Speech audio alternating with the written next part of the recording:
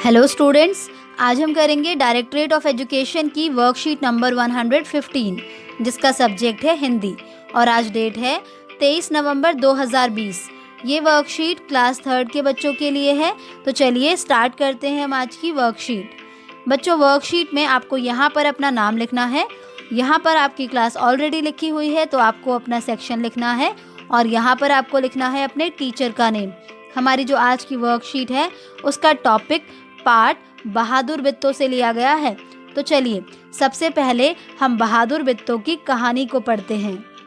एक किसान था, उसकी बीवी का नाम था बित्तो। एक दिन किसान ने बित्तो से कहा, सुबह जब मैं खेत में हल चला रहा था तो एक शेर ने आकर कहा, किसान किसान अपना बैल मुझे दे दे वरना मैं तुझे खा जाऊंगा। बित्तो ने उससे पूछा, तूने क्या जवाब दिया? तो बच्चों, एक किसान था जिसकी बीवी का नाम क्या था? बित्तो था। तो एक दिन वो किसान अपने खेत में हल चला रहा था और तभी वहाँ पर एक शेर आया और शेर ने कहा कि किसान किसान मुझे अपना ये बैल दे दे वरना मैं तुझे खा जाऊंगा। और यही बात किसान ने बित्तो को बताई। तो बित्तो ने उससे पूछा कि उसने शेर को क्या जवाब दिया। तो आइए देखते हैं कि किसान ने शेर को क्या जवाब दिया। किसान ने कहा, मैंने कहा तू यहीं रुक, मैं घर जाकर अपनी गाय ले आता हूँ। अगर तू बैल खा लेगा तो हम लोग भूखों मर जाएंगे। तो बच्चों, किसान ने शेर को क्या कहा? किसान ने शेर को कहा कि तू यहीं रुक, मैं घर जाकर अपनी गाय लेकर आता हूँ। अगर तू इस बैल को खा लेगा तो हम भूखों मर जाएंगे। तो अगर शेर बैल को खा लेता तो वो लोग कैसे भूखे मर जाते? क्योंकि बैल का उपयोग किस लिए किया जाता है? बैल का उपयोग किया जाता है खेतों में हल चलाने के लिए, और जब खेतों में हल चलाकर उसमें फसल बोते हैं तभी जाकर गेहूँ, धान और बाकी सारे अनाज होते हैं। तो इसीलिए किसान ने क्या कहा उसे कि मैं तुझे अपनी गाय दे देता हूँ। यह सुनकर बित्तो को बहुत गुस्सा आया। उसने किसान को फटकारा यानी कि डांट लगाई, घर की गाय शेर को खिलाते तुझे शर्म नहीं आती? अगर गाय चली गई तो घर में ना दूध ना लस्सी, बच्चे रोटी किस चीज़ के साथ खाएंगे? बित्तो को एक तरकीब सूझी। उसने कहा, तुम फौरन खेत में जाकर शेर से कहो कि मेरी बित्तो तुम्हारे खाने के लिए एक घोड़ा लेकर आ रही है। किसान डरता डरता शेर के पास गया। उसने कहा, शेर राजा, हमारी गाय तो बड़ी मरियल है, उससे तुम्हारा क्या बनेगा? मेरी बीवी अभी तुम्हारे लिए एक मोटा ताजा घोड़ा लेकर आ रही है। किसान की बात सुनकर बित्तो को बहुत गुस्सा आया। उसने कहा कि अगर तुम इस गाय को भी शेर को दे दोगे तो बच्चे रोटी किस चीज़ के साथ में खाएंगे? ना घर में दूध होगा और ना लस्सी होगी। तो उसके बाद बित्तो को एक तरकीब सूझी। बित्तो ने किसान से कहा कि तुम फौरन खेत में जाओ और शेर से कहो कि मेरी बित्तो तुम्हारे खाने के लिए एक घोड़ा लेकर आ रही है। और अब किसान डरता डरता शेर के पास पहुंच गया। जब किसान वहां पहुंचा तो उसने कहा कि शेर राजा। तो उसने शेर को राजा क्यों कहा? क्योंकि शेर जंगल का राजा होता है। तो उसने कहा, हमारी गाय तो बड़ी मरियल है यानी कि बहुत ही सुखड़ी सी है, तो उससे तुम्हारा क्या बनेगा? मेरी बीवी अभी तुम्हारे लिए एक मोटा ताजा घोड़ा लेकर आ रही है। तो आओ बच्चों देखते हैं कि आगे कहानी में क्या हुआ। बित्तो ने सिर पर एक बड़ा सा पगड़ बांधा और हाथ में दराती लेकर घोड़े पर सवार हो गई। घोड़ा दौड़ाती वह खेत पर पहुंची और जोर से चिल्लाई, अरे किसान, तू तो कहता था कि तूने 4 शेरों को फांस कर रखा है, यहाँ तो सिर्फ एक ही है, बाकी कहाँ गए? फिर वह घोड़े से उतरकर शेर की तरफ बढ़ी और कहने लगी, अच्छा कोई बात नहीं, नाश्ते में एक ही शेर काफी है। इतना सुनना था कि शेर डर के मारे कांपने लगा और भाग खड़ा हुआ। यह देखकर बित्तो बोली, देखो इसे कहते हैं हिम्मत। तुम तो इतने डरपोक हो कि घर की गाय शेर के हवाले कर रहे थे। उधर मारे भूखे शेर की आंतें चढ़ा रही थी। तो बच्चों, अब क्या हुआ कि जब बित्तो ने ये कहा कि मैं नाश्ते में एक ही शेर से काम चला लूंगी, तो इतनी बात सुनकर शेर अब डर के मारे कांपने लगा और वहां से भाग गया। यह देखकर बित्तो ने क्या कहा? बित्तो ने किसान से कहा कि देखो, इसे हम हिम्मत कहते हैं, और तुम तो इतने डरपोक हो कि अपने घर की गाय शेर के हवाले कर रहे थे। लेकिन शेर की भूख तो मिटी ही नहीं थी, उसकी आंतें तो भूख के मारे छटपटा रही थी। एक भेड़िए ने पूछा, महाराज क्या मामला है, आज आप बहुत उदास दिखाई दे रहे हैं। तो अब शेर से एक भेड़िए ने पूछा कि आज क्या बात है, आज तो आप बहुत ही उदास हैं। शेर ने कहा, कुछ ना पूछो, आज मुश्किल से जान बची है। आज एक ऐसी राक्षसी से पाला पड़ गया जो रोज सुबह 4 शेरों का नाश्ता करती है। तो बच्चों, देखा आपने कि शेर क्यों डर के मारे भाग गया था?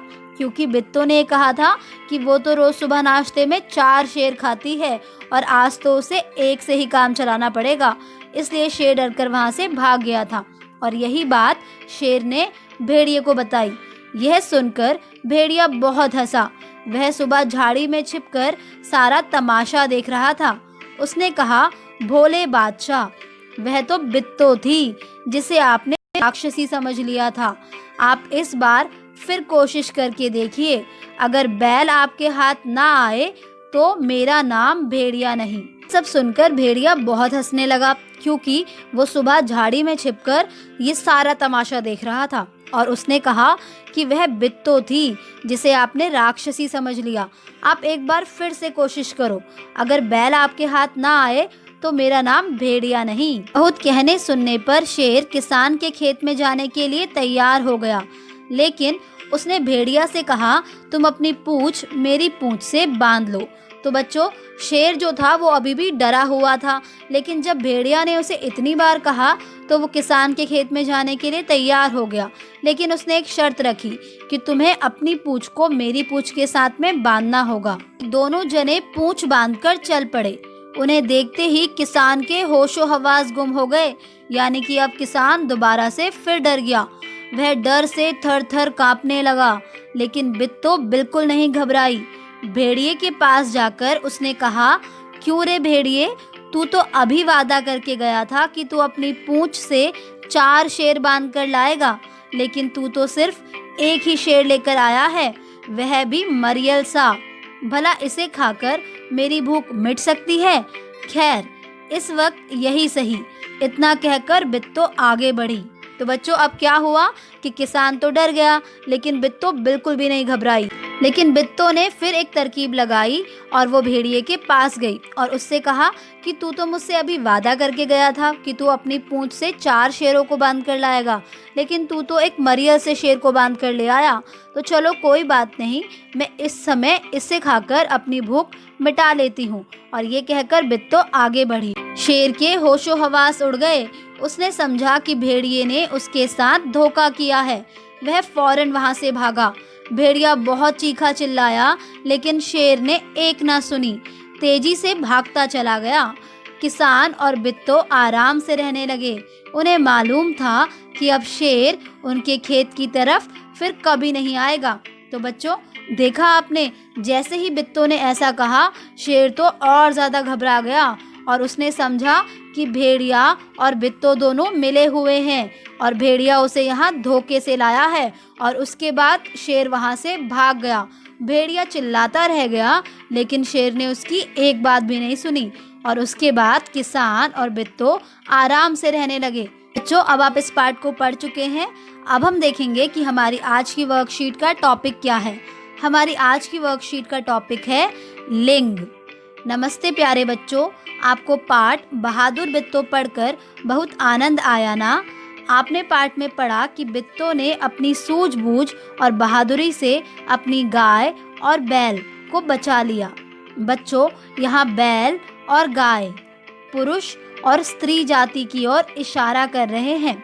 बच्चों, यहाँ पर जो बैल है वो पुरुष जाति की ओर और गाय स्त्री जाति की ओर इशारा कर रहा है। बच्चों, लिंग से हमें पुरुष और स्त्री जाति का बोध होता है। आइए इसके भेद पढ़ते हैं। पुल्लिंग और स्त्रीलिंग, ये दोनों लिंग के भेद हैं। संज्ञा के जिन शब्दों से पुरुष जाति का पता चलता है वे पुल्लिंग शब्द होते हैं, और संज्ञा के जिन शब्दों से स्त्री जाति का पता चलता है वे स्त्रीलिंग शब्द होते हैं। बच्चों, संज्ञा को आप ऑलरेडी पढ़ चुके हैं। संज्ञा क्या होती है? किसी भी व्यक्ति, वस्तु, स्थान या भाव का नाम।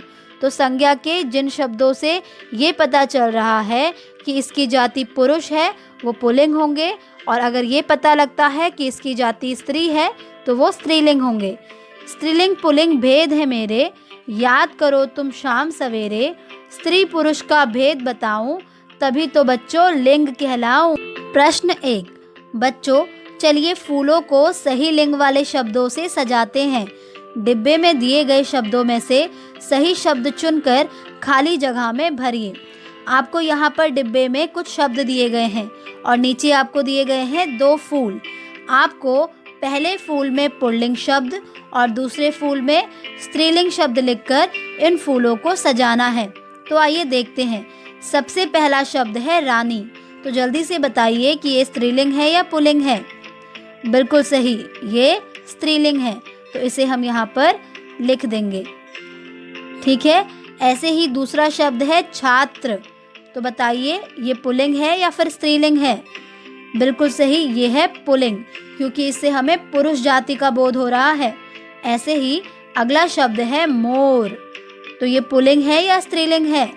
मोर पुल्लिंग शब्द है, क्योंकि इससे भी हमें पुरुष जाति का बोध हो रहा है। अगला शब्द है पिता। तो पिता से हमें पुरुष जाति का बोध होता है, तो इसलिए हम इसे पुल्लिंग में लिख देंगे। और ऐसे ही अगला शब्द है छात्रा। तो इससे हमें स्त्रीलिंग जाति का बोध हो रहा है, इसलिए हमने इसे यहाँ पर लिख दिया है। अगला शब्द है राजा। तो ये क्या है, ये भी पुल्लिंग शब्द है, तो इसे आप यहाँ पर लिख देंगे।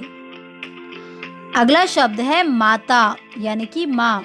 तो माँ क्या है, स्त्रीलिंग है, तो आप यहाँ पर लिख देंगे।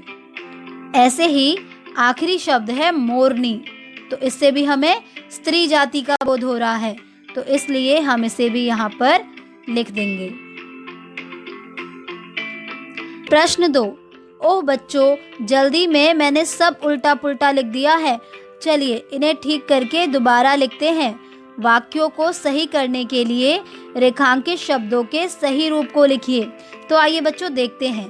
पहला वाक्य है बित्तों का घोड़ी तेज दौड़ता है। तो बताइए यहाँ पर क्या आएगा।